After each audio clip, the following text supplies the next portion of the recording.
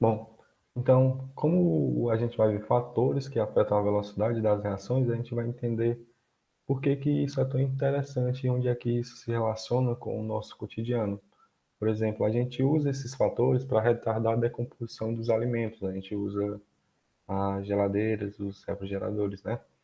Então, quanto mais acima, né, mais próximos do congelador, do freezer, mais eu vou retardar a decomposição do alimento, porque a temperatura ali é mais baixa. Então, a gente vai entender mais precisamente como a temperatura, aí, nesse caso, ela vai influenciar na velocidade das reações químicas. A gente também usa, por exemplo, para retardar a ferrugem, bom? Acelerar o cozimento dos alimentos, né? Também é outra forma que a gente usa, que a gente influencia as reações químicas, e às vezes sem entender todos os processos que estão aí relacionados. Tá bom? Acelerar o cozimento dos alimentos, eu poderia, por exemplo, usar uma panela de pressão.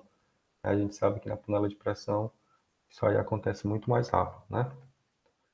Ação de um medicamento, não sei se vocês sabem, mas quando a gente está ingerindo um medicamento em pó, a ação dele é muito mais rápida, né? Até mesmo em gotas, né? Que seria no estado líquido. Então ele vai ter uma ação bem mais rápida. Então a gente vai entender todos esses fatores aí relacionados com a cinética química, tá bom? Entender cada um desses fatores, lembrando que aí não são todos, ok?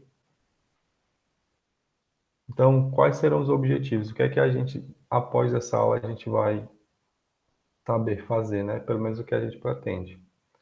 Listar e compreender os fatores que afetam a velocidade das reações químicas. Então, ali a gente falou apenas de alguns. Determinar a lei e a constante de velocidade de uma reação com base em uma série de experimentos.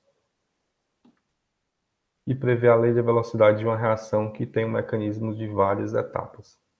Ok? Então, primeiro a gente vai falar dos fatores, depois a gente vai falar da lei cinética, ou lei de ação das massas. Então, vamos lá agora falar, de fato, quais são esses fatores que influenciam na velocidade de uma reação, né? Na aula anterior, vocês entenderam como é que as reações acontecem, né?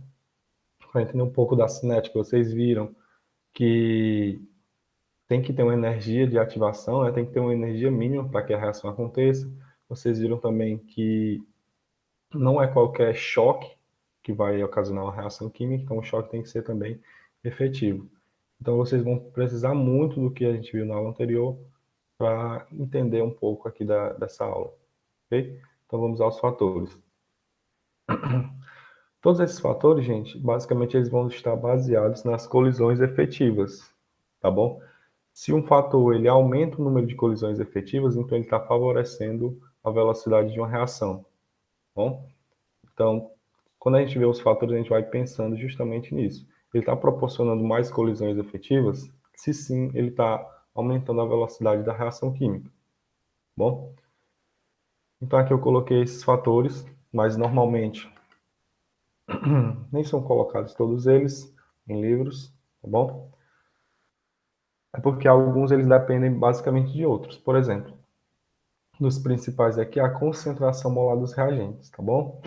Nesse caso aqui eu vou só falar de todos e a gente vai detalhando nos próximos slides de cada um, ok? Então a concentração é um fator que vai alterar a velocidade de uma reação, a temperatura, a gente viu lá quando eu estava falando do refrigerador, a pressão, isso aqui é pouco comum colocar em livros, mas é interessante entender, o estado de agregação dos reagentes, superfície de contato, catalisador e inibidor. Então aqui são todos eles, tá bom? E agora a gente vai ver detalhado um